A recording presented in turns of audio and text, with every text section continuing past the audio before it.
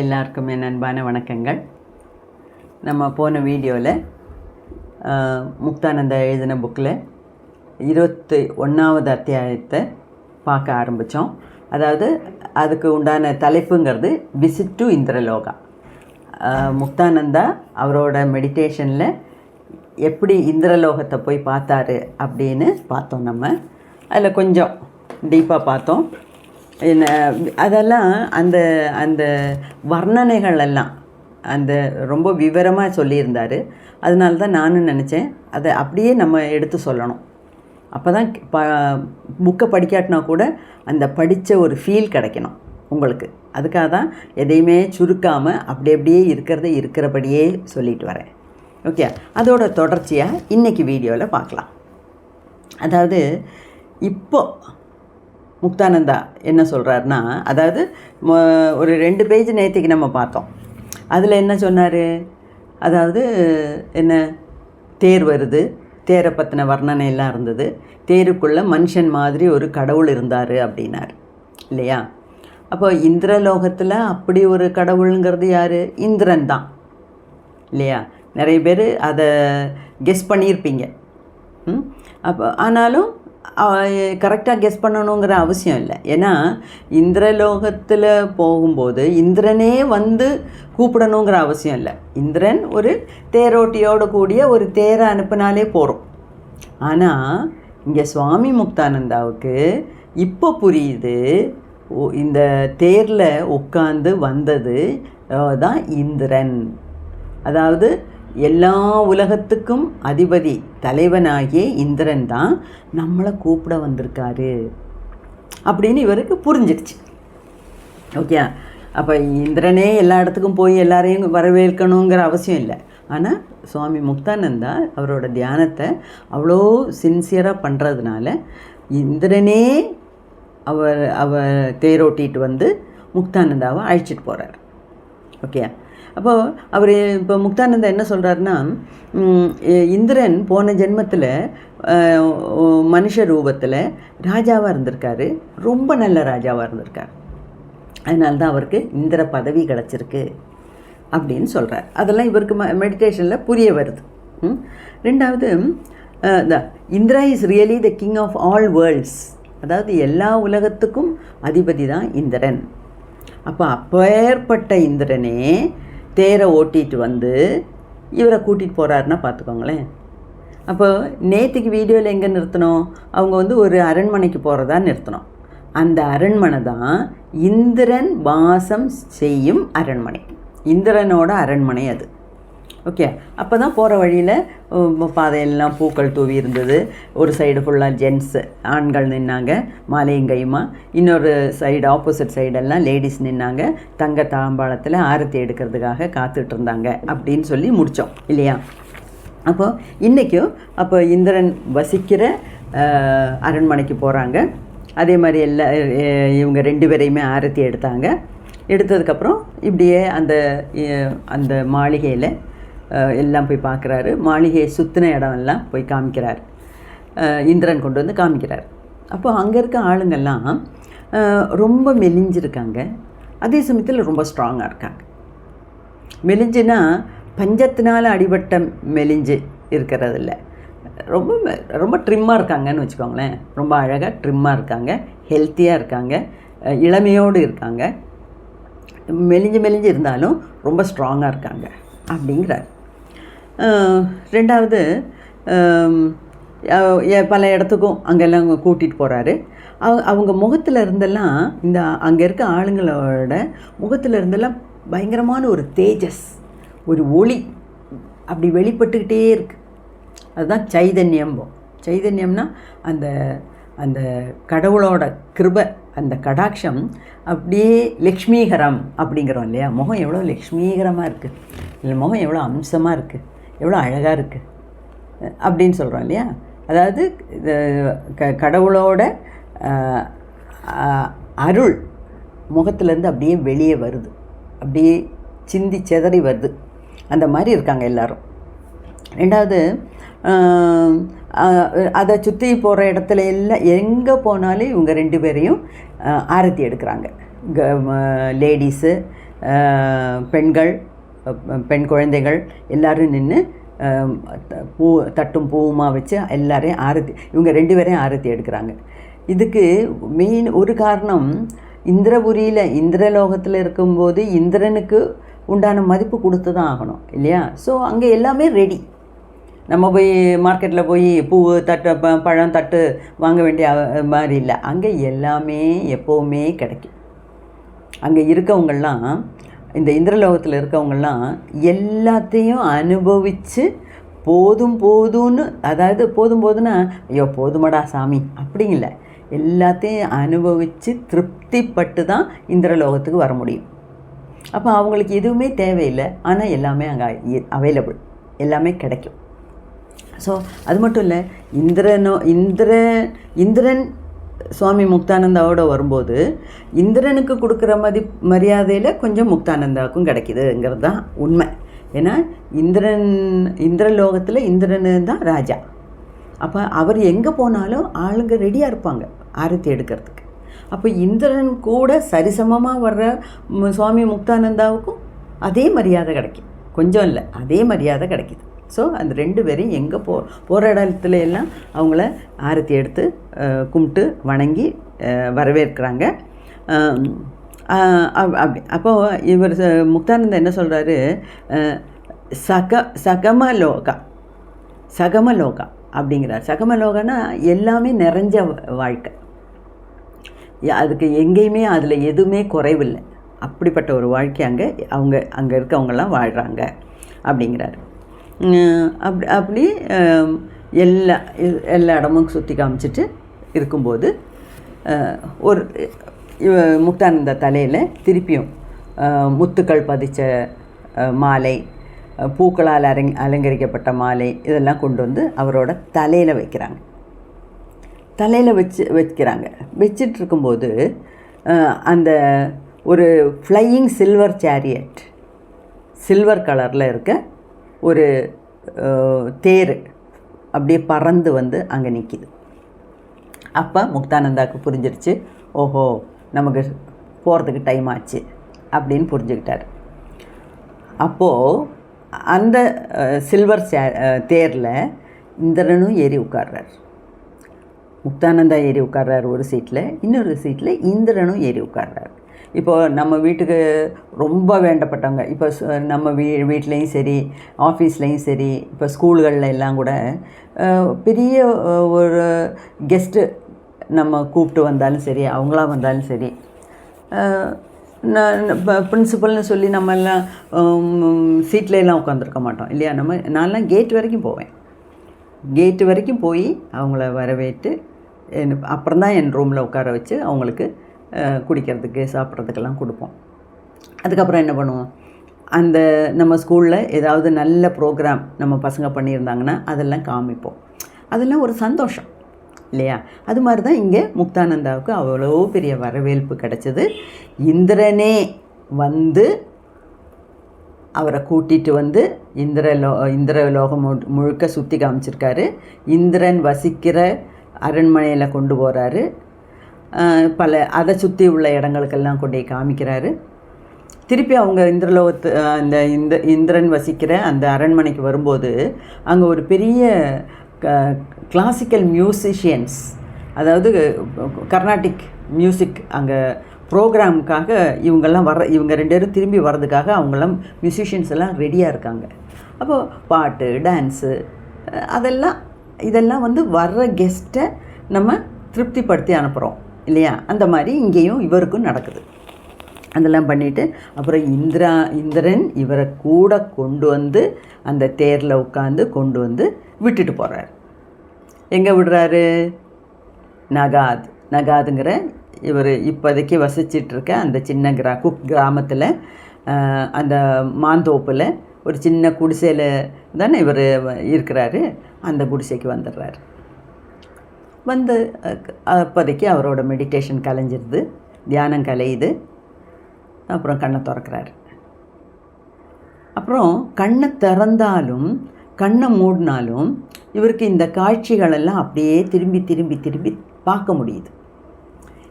அப்போ தான் அவர் என்ன சொல்கிறாரு,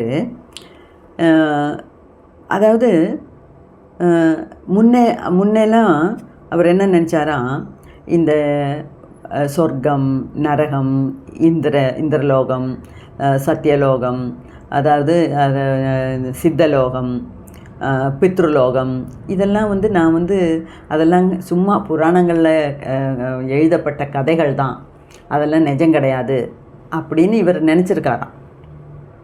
சும்மா ஏதோ அவங்களோட கற்பனை சக்தியில் கற்பனை குதிரையை தட்டி விட்டு உட்காந்து எழுதியிருக்காங்க, இதெல்லாம் நிஜம் கிடையாது, இதெல்லாம் சும்மா அப்படின்னு நினச்ச ஒரு காலம் உண்டு அவருக்கு. யாருக்கு? முக்தானந்தாவுக்கு.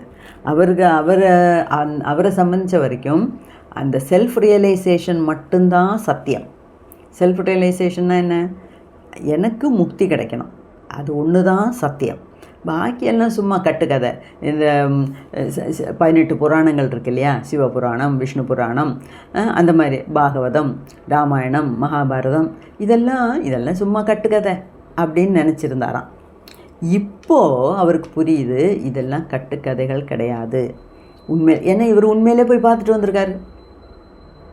அப்போது அதான் சொல்கிறது, நெகட்டிவ்ஸ் இதில் சொல்லுவாங்க என்ன, தலைவலியும் காய்ச்சலும் தனக்கு வந்தால் தெரியும் அப்படிங்கிற மாதிரி. அதே இதில் இப்போ இவருக்கு இவரோட நிலைமையை நான் படிக்கும்போது எனக்கு என்ன புரியுது, அதாவது அவங்கவுங்க பார்க்கும்போது அவங்கவுங்களுக்கு அதில் ஒரு விசுவாசம் வருது. ஓகே, நம்ம பண்ணுறது சரி அப்படின்னு தோணுது. அப்போ இதெல்லாம் இப்போ சுவாமி முக்தானந்தாவே சொந்தமாக தியானம் பண்ணும்போது பல இடத்துக்கு போயிருக்காரு. ஹெல்லுக்கு போயிருக்காரு, நரகத்துக்கு போயிருக்காரு, ஹெவனுக்கு போயிருக்காரு, நாகலோகத்துக்கு போயிருக்காரு, பித்ருலோகத்துக்கு போயிருக்காரு, சித்தலோகத்துக்கு போயிருக்காரு, இந்திரலோகத்துக்கு போயிருக்காரு. அந்த மாதிரி பல லோகத்துக்கெல்லாம் போகிறதுனால இப்போ இவருக்கு அதில் நம்பிக்கை வந்திருக்கு.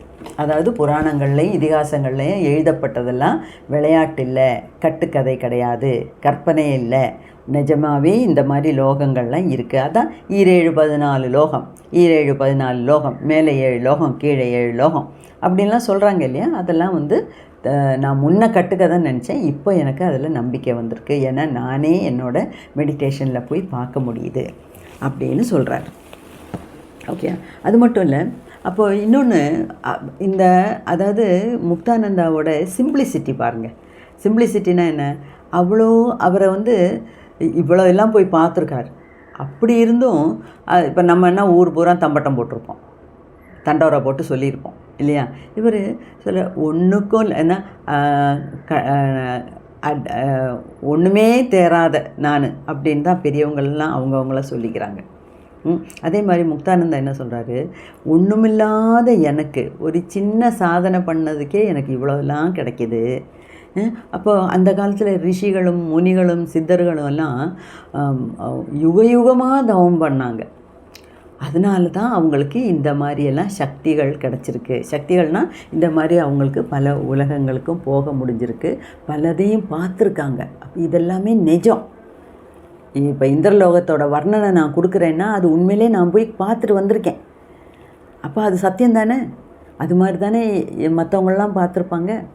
ஒன்றும் இல்லாத எனக்கே இவ்வளோ கிடைக்கிதுன்னா, மரியாதை கிடைக்கிது, என்னால் இவ்வளோ தூரம் பார்க்க முடியுது, அனுபவிக்க முடியுதுன்னா, பெரிய பெரிய ரிஷிகளும் முனிகளும் ஞானிகளும் சும்மாவா சொன்னாங்க? அவங்களாம் அந்த இடத்துக்கெல்லாம் போயிருக்காங்க, என்னை விட ரொம்ப உயர்ந்த தளத்தில் இருக்காங்க. அப்போ அதனால் அவங்க பார்த்ததை தான் அவங்க புராணங்களாக எழுதி வச்சுருக்காங்க. இப்போ எனக்கு இதில் எல்லாம் நம்பிக்கை வருது அப்படின்னு சொல்கிறார். ஓகே, ஏன்னா எப்போவுமே நானும் சின்னதுலாம் நினச்சிருக்கேன், இந்த ராமாயணம் உண்மையிலே நடந்திருக்கமா? ராமன்கிற உண்மையிலே ஒரு இளவரசனா காட்டுக்கு போனாரா?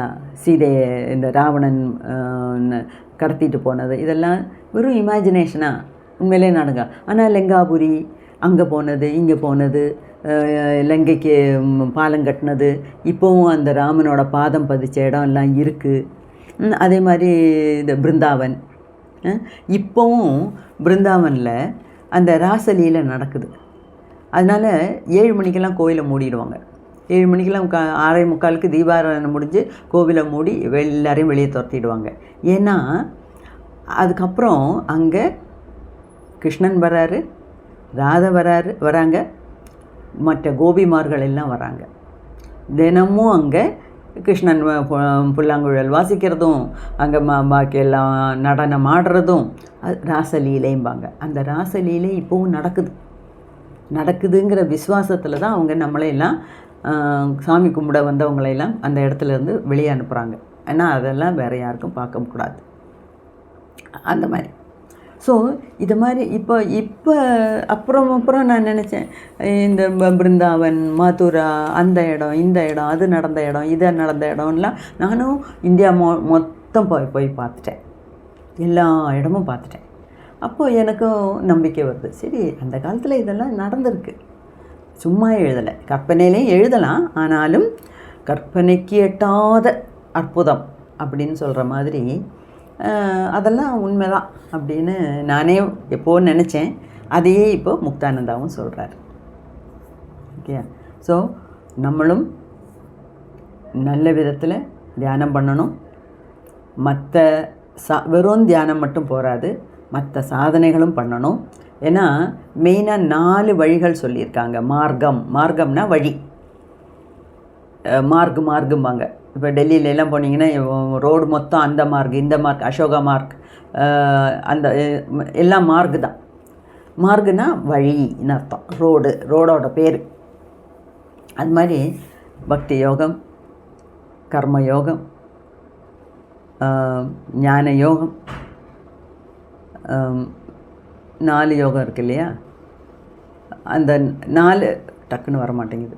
அந்த 4 யோகத்தில் 4 பாதையில் அது சுவாமி விவேகானந்தர் கூட அதை பற்றி விவரமாக எழுதியிருக்காரு, எக்ஸ்பிளைன் பண்ணியிருக்காரு. அதை 4 புக்கும் இப்போவும் கிடைக்கிது. அப்போது பக்தி மார்க்கமானாலும் சரி, ராஜயோகமானாலும் சரி, ஞான யோகமானாலும் சரி, கர்ம யோகம், ராஜயோகம் தான் விட்டுட்டேன். அந்த மாதிரி இந்த ஏதாவது ஒரு மார்க்கத்தை பிடிச்சி, அல்லாட்டினா இந்த 4 மார்க்கத்திலையும் நம்ம ப்ராக்டிஸ் பண்ணி, சாதனைகள் பண்ணி, தியானம் பண்ணி, இந்த ஜென்மத்திலே நம்ம எல்லாத்துக்கும் முக்தி கிடைக்கட்டும். அதுக்கு உண்டான சிரமங்கள் நம்ம எடுத்தே தீரணும். அப்போ தான் நமக்கு இந்த ஜென்மத்திலே முக்தி கிடைக்கும். அது மட்டும் இல்லை, இப்போ மகாவதார் பாபாஜியை பற்றி படிச்சிங்கன்னா அவர் சொல்லியிருக்காரு. மகாவதார் பாபாஜி சொன்னதான் கிரியா யோகம். அந்த கிரியா யோகம் நீ ஒரு அரை மணி நேரம் ஒன்று பண்ணு. கிரியா யோகம் 10 தடவை நீ பண்ணதுக்கு உண்டான அதை உன்னோட அக்கௌண்ட்டை நான் இறக்கிறேன். கொஞ்சமாக நீங்கள் பண்ணுங்கள். ஒரு கால் எடுத்து வைங்க, ஒரு அடி எடுத்து வைங்க என்னை நோக்கி, உன்னை நோக்கி நான் 10 அடி எடுத்து வைக்கிறேன் அப்படின்னு சொல்கிறாங்க பகவான். அது மாதிரி ஏன்னா இந்த கலியுகத்தில் நமக்கு இவ்வளோ தான் செய்ய முடியும். இந்த கலியுகம் இப்போ சத்தியலோகம், சத்தியயோகம், திரேதாயுகம், சத்தியயுகம், திரேதாயுகம், துவாபரயுகம், கலியுகம். இந்த 4 யுகத்தில் கலியுகம்தான் ரொம்ப மோசமானது. மற்ற 3 யுகத்துலேயும் ஆளுங்க எல்லாமே திருப்தியாக இருந்தாங்க. ஆனால் அங்கே அவங்களுக்கு யாகங்கள் பண்ணணும், நிறைய நேரம் இந்த பக்தி மார்க்கத்துலேயும் ராஜயோகத்துலேயும் எல்லாம் இருந்தால் தான் அவங்களுக்கு முக்தி. ஆனால் நம்மெல்லாம் ரொம்ப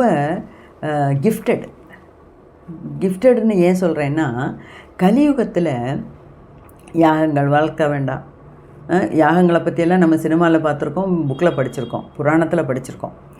இப்போது இந்த காலத்தில் யார் யாகம் பண்ணுறா? ஒன்றும் இல்லை. ஒரு புதுசாக வீடு கட்டினோம்னா காலையில் 4 மணிக்கு எந்திரிச்சு அந்த கணபதி ஹோமம் பண்ணுறதுக்கே ஆளுங்களுக்கு எந்திரிக்க முடியல, வர முடியல, ஒன்றும் செய்ய முடியல. அந்த காலத்துலலாம் சதா சர்வ காலமும் அரசன்மார்கள்லாம் அங்கே அரசனோட க்ஷேமத்துக்காகவும் அவரோட பிரஜைகளோட க்ஷேமத்துக்காகவும் சதா சர்வ காலமும் யாகங்கள் நடந்துக்கிட்டே இருந்தது. ஆனால் கலியுகத்தை பொறுத்த வரைக்கும் என்ன சொல்லியிருக்காங்கன்னா, நீங்கள் யாகங்கள் பண்ண வேண்டாம், தபசு இருக்க வேண்டாம், தியாகங்கள் பண்ண வேண்டாம், ஒன்றும் இல்லை. ஒரு சின்ன ஏதாவது ஒரு மந்திரத்தை எடுத்து சொல்லுங்கள். ஆனால் சும்மா வீடியோ பார்த்துட்டு இந்த மந்திரத்தை நான் சொல்கிறேன்னு ஏற்றுக்கக்கூடாது. ஒரு குருவை கண்டுபிடிச்சி குரு வழியாக குருவோட உதவியோட ஏதாவது ஒரு மந்திரத்தை சொல்லுங்கள். இது சின்ன ஒரு ஸ்லோகம் பண்ணுங்கள், சின்ன ஒரு பூஜை பண்ணுங்கள், அது போகும். ஏன்னா கலியுகத்தில் நமக்கு அதுக்கு மேலே நம்மளால் செய்ய முடியாதுன்னு அவங்களுக்கே தெரிஞ்சிருக்கு. ஏன்னா இங்கே புற உலகத்தில் சுக சௌகரியங்கள் சொகுசு வாழ்க்கைகள் ஜாஸ்தியாகிட்டே வருது. அப்போ நமக்கு இங்கே இப்போ நேரம் இல்லைங்கிறது தான் இந்த காலத்தில். கலியுகத்தில் அன்றைக்கே சொல்லியாச்சு, கலியுகத்தில் பணத்துக்கு கூட குறைவு இருக்காது, நேரத்துக்கு தான் குறைவு. அதை நம்மளே ஃபீல் பண்ணுறோம் இல்லையா? காலையில் எந்திரிச்சா நைட்டு படுக்கிற வரைக்கும் ஏதோ ஒன்று. அது மட்டும் இல்லை, டைம் அப்படி பறக்குது. டைம் ஓடும்பாங்க, இப்போ ஓடலை, பறக்குது. அவ்வளோ தூரம் ஃபாஸ்ட்டான ஒரு லைஃப்பில் நம்மளால் உட்காந்து மணிக்கணக்காக 10 மணிக்கு 10 மணி நேரம் 15 மணி நேரம் எல்லாம் தியானம் பண்ணுறதுங்கிறதெல்லாம் நடக்காத காரியம். அதனால் கடவுளே சொல்கிறாங்க, நீ கலியுகத்தில் ஒரு நிமிஷம் ராமா ராமான்னு என்ன நினை, கிருஷ்ணா கிருஷ்ணான்னு என்ன நினை, அதுவே போகும். இந்த முந்தானத்துக்கு கிருஷ்ண ஜெயந்திக்கு இந்த டிஆர்எஸ் கிளிப்ஸில் ஒரு நல்ல போட்காஸ்ட் கிருஷ்ண ஜெயந்தி ஸ்பெஷல்னு போட்டாங்க. அதில் வினய் வாரணாசிங்கிறவர் சின்ன பையன், நல்ல சான்ஸ்கிரிட்டெல்லாம் தெரியுது, நல்லா படிச்சிருக்கவர். அவர் 2 மணி நேரம் அந்த வீடியோ ஓடிச்சு. நானும் வேலை செஞ்சுக்கிட்டே வீடியோ கேட்டுக்கிட்டே இருந்தேன். நிறைய புதிய அறிவுகள் அதில் எனக்கு கிடச்சிது. எனக்கு ரொம்ப ஹாப்பியாக இருந்தது. எப்போவுமே நான் அந்த மாதிரி நிறைய வீடியோஸ்லாம் இப்போ பார்க்குறதில்ல, ஏன்னா அதுக்கு உண்டான டைம் இல்லை. ஆனால் செலக்டடாக சிலதெல்லாம் பார்ப்பேன். அது நிறைய புது விஷயங்கள் எனக்கு அதில் தெரிய வந்தது. அதில் என்ன அவர் சொல்கிறாருன்னா, உனக்கு அதாவது நீ கிருஷ்ண பரமாத்மாவை ஒரு நிமிஷம் நினச்சா போகிறோம், அவர் ஒன்று முக்தி வழிக்கு கொண்டு போவார். அது ஆக்சுவலாக அதில் அதிசயம் என்னென்னா, இப்போ என்னை சம்மந்தித்த வரைக்கும் எனக்கு சிவன், பார்வதி, அம்பாள், லலிதா, ராஜராஜேஸ்வரி இதெல்லாம் ஒன்று தான், ஒரே அம்பாள். எனக்கு சிவனும் லலிதாம்பிகையும் தான் அம்மையப்பன், அவங்களத்தான் நான் கும்பிடுவேன். ஆனால் என்னோடய பூஜா ரூமில் பாருங்கள், எல்லா தெய்வங்களையும் வச்சுருப்பேன். ஏன்னா நான் யாருக்கும் எதிரில்லை, அகென்ஸ்ட்டு கிடையாது. நான் எல்லா ஸ்லோகங்களும் படிச்சிருக்கேன், எல்லா கடவுளோட ஃபோட்டோஸும் வச்சுருக்கேன். எல்லா ஸ்லோகங்களும் எனக்கு டைம் கிடச்சதுன்னா மணிக்கணக்காக பூஜா ரூம்லேயே உட்காந்துருப்பேன். ஏன்னா ஒன்று மாற்றி மகாவிஷ்ணுவோடது, மகாலட்சுமியோட அஷ்டோத்திரம், கனகதார சோஸ்திரம், அந்த சோஸ்திரம், இந்த சோஸ்திரம் எல்லாம் சொல்லிக்கிட்டே இருப்பேன். அப்போது அன்றைக்கி கிருஷ்ண ஜெயந்திக்கு காலையில் பூஜை பண்ணும்போது, ஆனால் எனக்கு எல்லாரோட ஸ்லோகமும் எல்லா கடவுளையும் கும்பிடுவேன், எல்லா ஸ்லோகமும் பிடிக்கும். ஆனால் அந்த லலிதா சஹஸ்ரநாமம் பாராயணம் பண்ணும்போது, குங்குமார்ச்சனை செய்யும்போது, புஷ்பம் போட்டு அர்ச்சனை செய்யும்போது, இல்லைன்னா சிவ அஷ்டோத்திரம் படிக்கும்போது கிடைக்கிற ஒரு திருப்தி எனக்கு பாக்கி உள்ளதில் அந்த ஆத்ம திருப்தி எனக்கு கிடைக்கிறதில்ல. ஆனாலும் நான் கும்பிடுவேன், ஏன்னா எனக்கு எல்லா தெய்வத்து மேலேயும் நம்பிக்கை இருக்குது. ஏன்னா நம்ம தான் இந்த தெய்வங்களையெல்லாம் உருவாக்கணும். ஒவ்வொரு தெய்வமும் ஒவ்வொரு விஷயத்துக்காக உருவாக்கப்பட்டது. இப்போ மகாவிஷ்ணுனா இப்போ காத்தல், அதாவது படைத்தல்னா பிரம்மா, காத்தல்னா மகாவிஷ்ணு, அழித்தல்னா சிவன். மேலோட்டமாக நம்ம பார்க்கும்போது தான் அழித்தல்னா சிவன். சிவன் காலை பிடிச்சாலே போதும் நமக்கு முக்தி கிடைக்கும். அதில் சிவன் என்ன அழிக்கிறார்னா, நம்ம உள்ள கெட்ட குணங்களையெல்லாம் அழித்து நமக்கு முக்தி தரார். ஓகே, அப்படி இருக்கும்போது அன்றைக்கி கிருஷ்ண ஜெயந்தி அன்றைக்கி நான் காலையில் உட்காந்து இப்படி பூஜை பண்ணிட்டு இருக்கும்போது நினச்சேன், கிருஷ்ணாவுக்கு என்ன ஓம் தாமோதராய வித்மகே ருக்மிணி வல்லபாய தேவிகி தன்னோ கிருஷ்ண பிரச்சோதயாத் தெரியும், அதை தான் சொல்லணும். இல்லாமல் வேறு என்ன நமக்கு தெரியும் கிருஷ்ணனை பற்றி? கிருஷ்ணனுக்கு எப்படி அதுக்கு வேறு அதுக்கு மேலே பூஜிக்கிறதுக்கு நமக்கு ஒன்றும் தெரிய மாட்டேங்குது, என்ன பண்ணுறது? சரி, இன்றைக்கி இப்படியே போட்டோம் அப்படின்னு நினச்சி கொஞ்சம் நேரத்தில் தான் இந்த வீடியோ என் கண்ணில் படுது. கிச்சனில் வேலை செஞ்சுக்கிட்டே ஃபுல் வீடியோவும் கேட்டேன். 2 மணி நேரத்துக்கு மேலே ஓடுது. நிறைய விஷயங்கள் எனக்கு அதில் புரிய வந்தது. அதில் ராதை என்ன சொல்கிறாங்கன்னா, ராதை சொல்கிறாளாம், எனக்கு பிடிச்சது கிருஷ்ணா. அப்போ நீ கிருஷ்ணான்னு என்னோட அன்பு உனக்கு வேணும்னா நீ கிருஷ்ணான்னு சொல்லணும். கொஞ்ச நேரம் கழித்து கிருஷ்ணா பக்கத்தில் யாரோ போனப்போ கிருஷ்ணா ராதே ராதேன்னு சொல்லிட்டு இருக்காராம். ராதா வந்து கிருஷ்ணா கிருஷ்ணான்னு கூப்பிட்டுட்ருக்கா, கிருஷ்ணன் வந்து ராதே ராதேன்னு கூப்பிட்டுட்ருக்கான். அப்போது இவங்க 2 பேர். இன்னொன்று அந்த பாட்காஸ்ட்டில் என்ன சொல்கிறாங்கன்னா, அந்த பையன் சொல்கிறாரு, அதாவது நீ கிருஷ்ணன் சொல்கிறாராம், நீ என்ன நினை, உனக்கு முக்தி நான் தரேன். இல்லை உனக்கு வேறு இஷ்ட தெய்வம் இருந்ததுன்னா சொல்லு, அந்த இடத்துக்கு நான் உன்னை கொண்டு போகிறேன். ஆனால் ஒரு நிமிஷமாவது என்ன நினைக்கணும் அப்படின்னு கிருஷ்ணன் சொல்கிறாராம். அது மட்டும் இல்லை, கிருஷ்ணனோட அன்பு கிடைக்கணுன்னா ராதே ராதேன்னு சொல்லணுமா. ராதா முகாந்திரமாக நமக்கு கிருஷ்ணனோட அன்பை கிடைக்கும். அப்போ ராதாவை ப்ளீஸ் பண்ணணுன்னா, திருப்திப்படுத்தணுன்னா கிருஷ்ணா கிருஷ்ணா, கிருஷ்ணனை திருப்திப்படுத்தணுன்னா ராதே ராதே. அப்போ ராதே கிருஷ்ணா 2 பேரையும் திருப்திப்படுத்தியாச்சு, 2 பேரும் நம்மளை பார்த்துக்குவாங்க. ராதே கிருஷ்ணா ராதே கிருஷ்ணா. அதுதான், இதெல்லாம் தான் கலியுகத்துக்கு உண்டான வழிகள். கலியுகத்தில் அப்போ நீங்கள் கோடானு கோடி பணம் செலவழித்து அந்த காலத்தில் ராஜாக்கள் பண்ண மாதிரி எந்த யாகமும் செய்ய வேண்டாம். எவ்வளவோ குதிரைகளெல்லாம் தானமாக கொடுத்தாங்க, அஸ்வமேத யாகம் நடத்தினாங்க, அப்படின்லாம் நம்ம படிச்சிருக்கோம் இல்லையா. ஆனால் கலியுகத்தில் அதெல்லாம் தேவையில்லை. ஏன்னா நம்ம லைஃப் அவ்வளோ பிஸி, டைம் அவ்வளோ ஃபாஸ்ட்டாக ஓடுது. அதில் ஒரே ஒரு மந்திரம், ராம ராம ராமா இல்லைன்னா கிருஷ்ண கிருஷ்ண கிருஷ்ணா, ஒரு சின்ன ஸ்லோகம் சொல்லு, அது போகிறோம், உனக்கு முக்தி கிடைக்கும் அப்படின்னு சொல்லியிருக்காங்க. அதை வந்து நம்மெல்லாம் பாக்கியசாலிகள். இந்த கலியுகத்தில் இந்த டைமில் இருக்க நம்ம எல்லாம் பயங்கர பாக்கியசாலிகள். அப்போ இந்த 5 நிமிஷம் கூட நம்மளால் தனியாக உட்காந்து சொல்ல முடிய மாட்டேங்குது. அதில் நம்ம எப்படியாவது டைம் பண்ணி, ஒன்றும் இல்லை, ஹரே ராம ராம ராம ஹரே ஹரே, ஹரே கிருஷ்ண கிருஷ்ண கிருஷ்ண ஹரே ஹரே சொன்னாலே போகிறோங்கிறாங்க. ராம ராம ராமேதி ரமே ராமே மனோரமே சகசிரநாம தத்துல்யம் ஸ்ரீராமநாம வரானனே. இல்லையா, ஏதோ ஒரு மந்திரம், ஓம் நம சிவாய, ஓம் சக்தி சர்வமங்கள, ஏதோ ஒன்று விடாமல் சொன்னாலே போகிறோம். மகாவதார் பாஜி சொல்லியிருக்காராம், நீ வந்து ராஜயோகத்தில் ஒரு படி பண்ணு, உன்னோட அக்கௌண்ட்டில் நீ 10 படி பண்ணதான் நான் பண்ணுறேன். அந்த ஒரு படி பண்ணுறதுக்கு கூட நமக்கு இப்போ டைம் இல்லை. அப்போது நம்ம மெனக்கெட்டு கொஞ்சம் சாதனை பண்ணி கொஞ்சம் தியானம் பண்ணால் நமக்கும் இந்த மாதிரியெல்லாம் சுவாமி முக்தானந்தாவுக்கு கிடைச்ச மாதிரி நமக்கும் பல அனுபவங்கள் கிடைக்கும், முக்தி கிடைக்கும். முக்தானந்தாவுக்கு கடைசியில் என்ன கிடைச்சது? முக்தி கிடைச்சது. நமக்கும் முக்தி கிடைக்கும். அதனால் யாரும் மனசை தளர விடாதீங்க. எப்படியாவது பாடுபட்டு காலையிலையும் சாயங்காலமும் கொஞ்ச நேரம், அது நம்ம தினமும் தொடர்ந்து பண்ணுறோமாங்கிறது தான் அதில் முக்கியம். அதாவது நம்ம ஒரு அடி எடுத்து வச்சா சிவன் நம்மளை நோக்கி 10 அடி எடுத்து வச்சு வருவார் அப்படிங்கிறாங்க. அதே தான் மகாவதார் பாபாஜியும் சொல்லியிருக்காரு.